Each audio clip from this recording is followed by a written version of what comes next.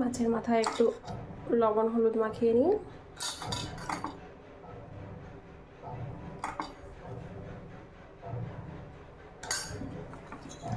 আজকে মাছের মাথা দিয়ে মুগের ডাল করব, ঢ্যাঁড়স ভাজবো, আর একটা কিছু করতে হবে এটা ভাবছি। থাক এটা।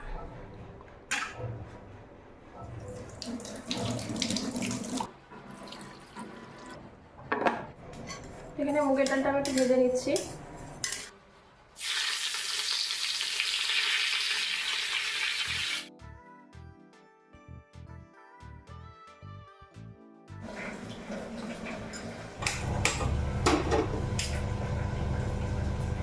গুড মর্নিং, আশা করি আপনারা সবাই খুব ভালো আছেন, আমিও খুব ভালো আছি।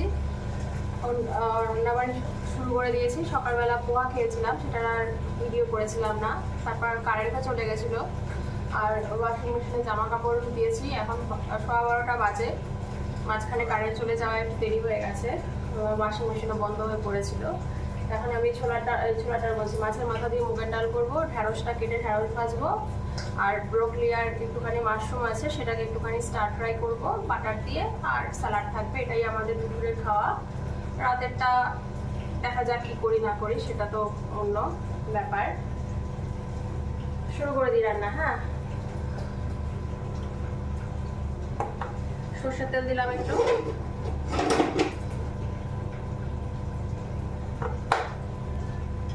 মুগের ডালটা আমি ভেজে নিয়েছিলাম, ভেজে এবার জলে ভিজিয়ে রেখেছিলাম, একটু ধুয়ে নিই। এখানে লবণ হলুদ দিয়ে মাছের মাথাটা ভাজছি। যখন একটু ভাজা ভাজা হয়ে যায় তখন আমি মাছের 2-3টে পেঁয়াজের রোয়া থাকে না, সেগুলো একটুখানি কুড়িয়ে নিই, সেটা দিয়ে দিই মাছের মাথার মধ্যে, নাহলে একটা আষ্টে গন্ধ করে মাছের মাথায়। শুকনো লঙ্কার তেজপাতা দিলাম, গোটা জিরে দেবো,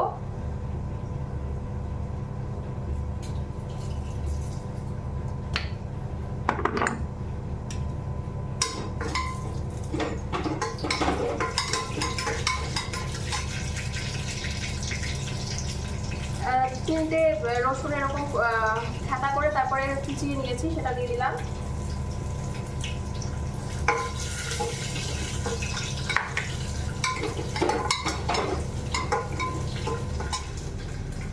পেঁয়াজ কুচি দিয়ে দিলাম, একটা বড় পেঁয়াজ কুচি করে নিয়েছি।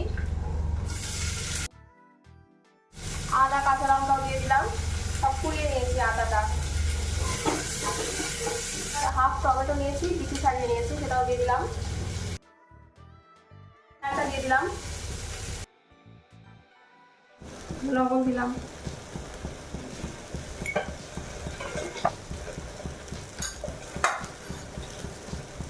একটু জিরে আর ধনের গুঁড়ো।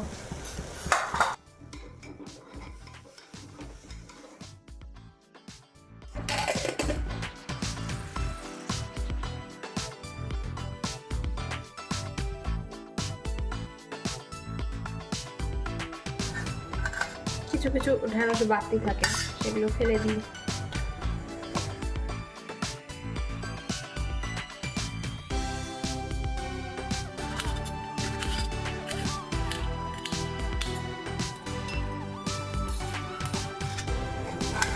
ঢ্যাঁড়স ভাজার মধ্যে সর্ষের তেল দিয়ে তারপরে কালো জিরে দিয়ে ঢ্যাঁড়স ভাজাটা ঢ্যাঁড়সটা দিয়ে দিয়েছি, একটু ভাজা ভাজা হয়েছে। তারপরে কাঁচা পেঁয়াজ দিয়ে দিয়েছি, লবণ হলুদ দিয়েছি, আর কিছু দিইনি। আজকে আর টমেটো দেবো না। আর এখানে আমার মাছের মাথা দিয়ে মুগের ডালও হয়ে গেছে, একটু ধনে পাতা দিয়ে দিয়েছি লাস্টে, ঘি দিইনি আজকে আর। এবার মাশরুমটা বানাতে হবে।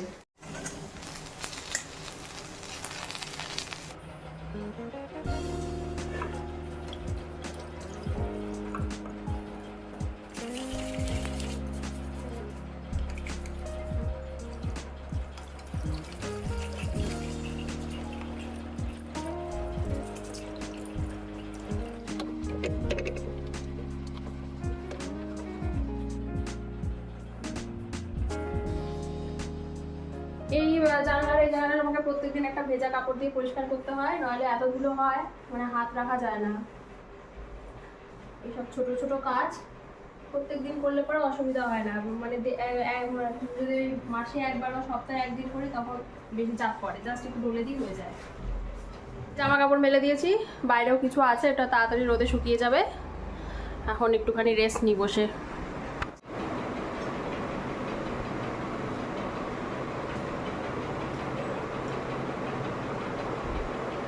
খাবে না নেব।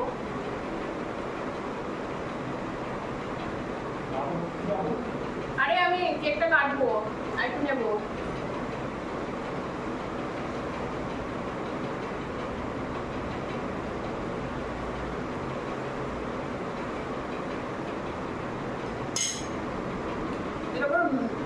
দিয়ে দাও, আমি আর দেখার মধ্যে খাবে না। দুপুরে খাবার খাবে তো? দুপুরে খাওয়া তো তোমার মিটিং আছে।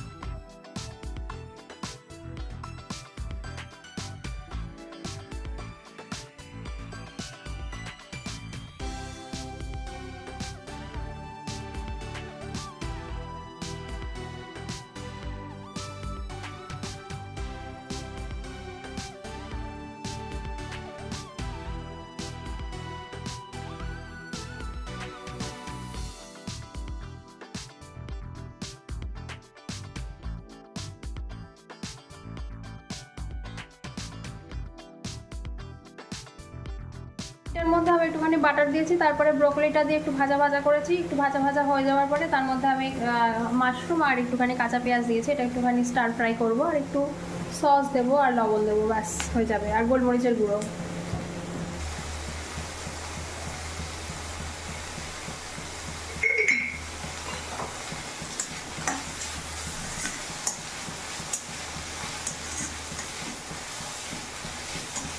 একটু রসুনও দিয়েছি এটার মধ্যে, রসুন না দিলে একটা গন্ধ বেরোয়।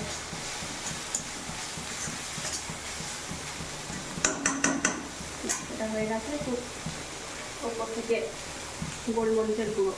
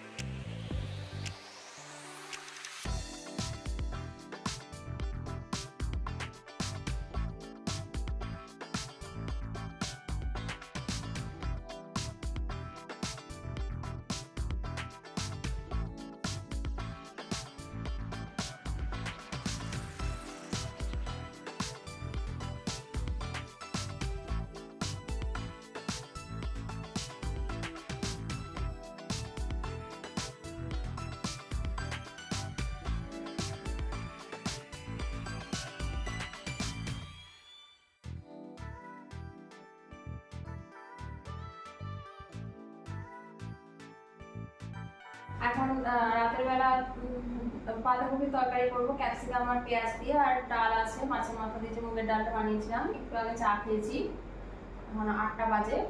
8টা এখনো বাজেনি। তো যাই হোক, এবার আমার ব্লগটা আমি এখানেই এন্ড করছি। বাঁধাকপির তরকারিটা আমি আর দেখাবো না, তাড়াতাড়ি আজকে রান্নাবাড়ি করে আজকে রাতের বেলা একটা সিনেমা দেখবো। কৃষ্ণের ফাইটার সিনেমাটা বেরিয়েছে, ওটা আজকে রাতের বেলা দেখবো। দুপুরে দেখতাম, দুপুরবেলা আমার হাজবেন্ড কাজ করছিল বলে আর দেখা হয়নি।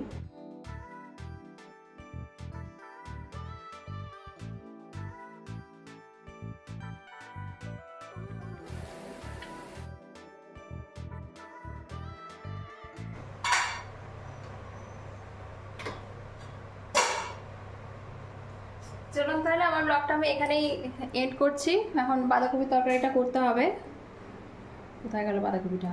ওই যে ওখানে ধোয়া আছে, আর এখানে সমস্ত সবজিপাতি কেটে রেখেছি। এটা করলেই হয়ে যাবে আমার আজকের মতো রান্নাবাড়ির কাজ।